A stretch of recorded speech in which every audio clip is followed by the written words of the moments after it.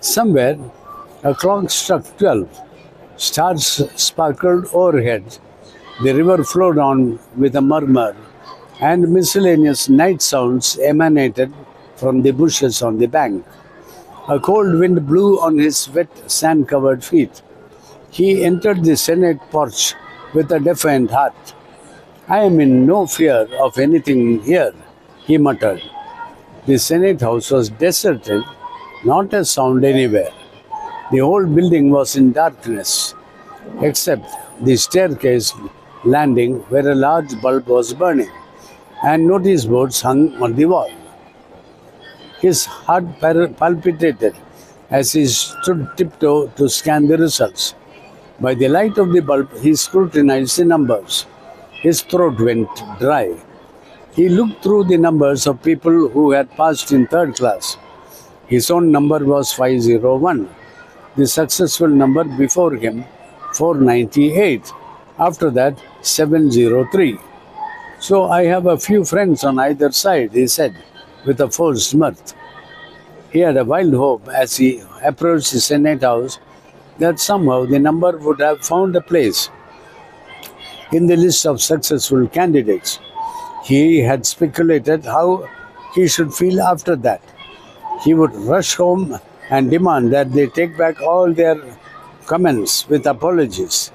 But now, after he gazed at the notice board for quite a while, the grim reality of his failure dawned on him.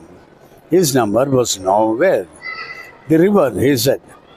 He felt desolate, like a condemned man who had a sudden but false promise of reprieve. The river, Ishwaran muttered, I am going. He told the notice board and moved a few steps. I haven't seen how many have obtained honors. He looked at the notice board once again. He gazed at the top column of the results. First class. First classes, curiously enough, a fellow with number 1 secured first class and 6 others. Good fellows. Wonder how they managed it, he said with admiration. His eyes traveled down to second class. It was in 2 lines, starting with 98. There were about 15.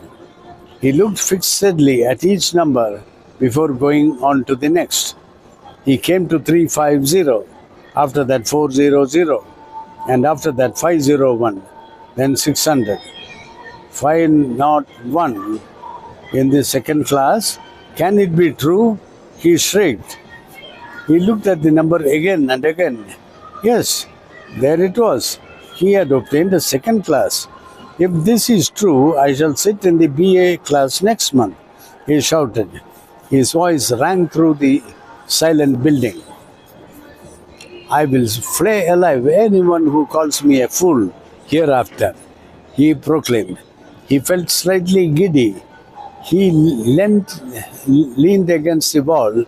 Years of strain and suspense were suddenly relaxed, and he could hardly bear the force of this release from his tension. Blood raced through along his veins and heaved and knocked under his skull. He steadied himself with an effort. He softly hummed a tune to himself. He felt he was the sole occupant of the world and its overlord. He thumped his chest and addressed the notice board. Know who I am? He stroked an imaginary mustache arrogantly, laughed to himself and asked, Is the horse ready, groom? He threw a supercilious glance at the notice board and strutted out like a king. He stood on the last step of the porch and looked for his steed. He waited for a minute and commanded, Fool, bring the horse nearer. Do you hear? The horse was brought nearer. He made a movement as if mounting and whipped the horse into a fury. His voice rang through the dark riverside, urging the horse on. He swung his arms and ran along the sands. He shouted at the top of his voice, Keep off, the king is coming. Whoever comes this way will be trampled. I have 501 horses, he spoke to the night. The number stuck in his mind and kept coming up again and again. He ran the whole length of the river bank, up and down. Somehow this did not satisfy him. Prime Minister, he said, this horse is no good. Bring me the other 501 horses. They are all in the second class. He gave a kick to the horse which he had been riding and drove off. Very soon the Prime Minister brought him another horse. He mounted it with dignity and said, this is better. Now he galloped about on his horse. It was a strange sight. In the dim starlight, alone at that hour, making a tap-tap with his tongue to imitate galloping hoofs, with one hand swinging and tagging the reins, and with the other stroking his moustache defiantly. He urged the horse on and on until it attained the speed of a storm. He felt like a conqueror as the air rushed about him. Soon he crossed the whole stretch of the sand. He came to the water's edge, hesitated for a moment, and whispered to his horse, are you afraid of water? You must swing my cross, otherwise I'll never pay 501 rupees for you. He felt his horse make a leap. Next afternoon, his body came up at a spot about a quarter of a mile down the course of the river. Meanwhile, some person had already picked up the coat and left on the step and discovered in the inner pocket a slip of paper with the inscription, my dear father, by the time you see this letter, I shall be at the bottom of the Sarai. I don't want to live. Don't worry about me. You have other sons who are not such dunces as I am.